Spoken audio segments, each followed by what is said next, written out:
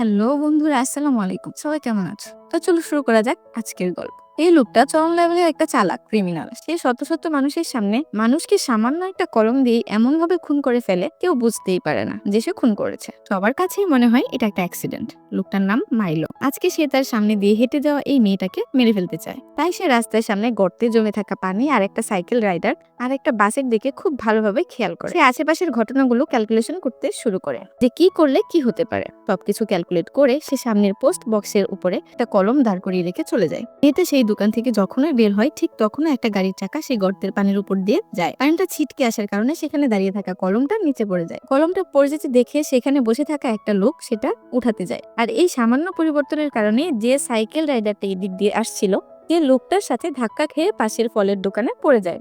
সেখানে বেঁধে যায় এক গন্ডগোল। বাস ড্রাইভার বাস চালিয়ে আসছিল, তারও মনোযোগ সেদিকেই চলে যায়। সে তার সামনে লাল বাতির সিগন্যালটা আর খেয়াল করে না, যার কারণে সময় মতো মেয়েটা রাস্তা পার হতে গেলে বাস ড্রাইভার তাকে ভুলবশত চাপা দিয়ে মেরে ফেলে। মেয়েটার মৃত্যু নিশ্চিত হওয়ার পর মাইলো নিশ্চিন্তে সেখান থেকে চলে যায়। কেউ বুঝতেই পারে না যে এটা খুব নিখুঁতভাবে ঘটানো একটা মার্ডার। সবার চোখেই মনে হতে থাকে এটা একটা সামান্য অ্যাক্সিডেন্ট মাত্র। কিন্তু এই ঘটনাটা এফবিআই এর নজরে পড়ে, কারণ ঠিক একইভাবে রিসেন্ট সময়ে আরো অনেকগুলো দুর্ঘটনা ঘটেছে যেগুলোকে দেখলে খুব সামান্য দুর্ঘটনা মনে হয়, কিন্তু এর আড়ালে লুকিয়ে আছে আরো অনেক কিছু। এই মেয়েটার নাম লিভিয়া আর সে এফবিআই এর একজন অফিসার।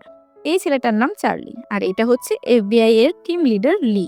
তারা সেই অ্যাক্সিডেন্টের খবর পেয়ে সাথে সাথে সে স্পটে চলে আসে। তারা যখন সমস্ত লোকেদের জিজ্ঞাসাবাদ করছিল হঠাৎ তাদের চোখে পড়ে নিচে পড়ে থাকা কলমটার দিকে।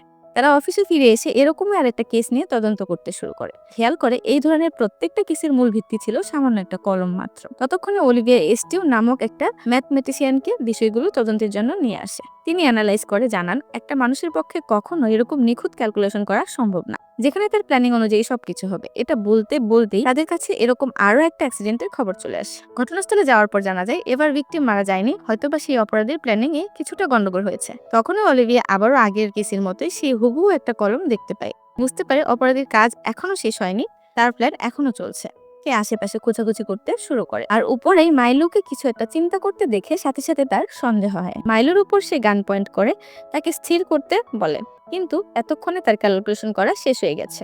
মাইলো একটা সাইকেল উঠিয়ে ব্রিজ থেকে ফেলে দেয়, যার কারণে একটা গাড়ি রাস্তা বদল করে পাশের দিকে মোড় নেয়। আর মাইলো সময়মতো ব্রিজের উপর থেকে গাড়ির উপর জাম্প করে সেখান থেকে পালিয়ে যায়। মাইলো তার বাড়িতে ফিরে আসে। এই হলো মাইলোর বোন। মাইলোর বোন তাকে কথা শোনাতে শুরু করে, কারণ হসপিটাল থেকে মাইলোর বাড়ি আসার কারণে তার বোনকে অনেক কথা শুনতে হয়েছে।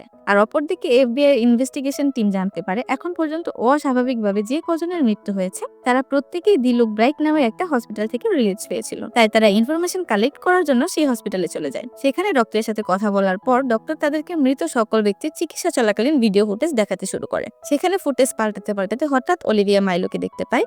মাইলো সম্পর্কে জিজ্ঞাসা করলে ডক্টর জানায় সে ছিল খুবই বোকা আর মানসিকভাবে অসুস্থ। তাকে ঠিক করার জন্য তার উপর এক ধরনের বিশেষ এক্সপেরিমেন্ট করা হয়েছিল।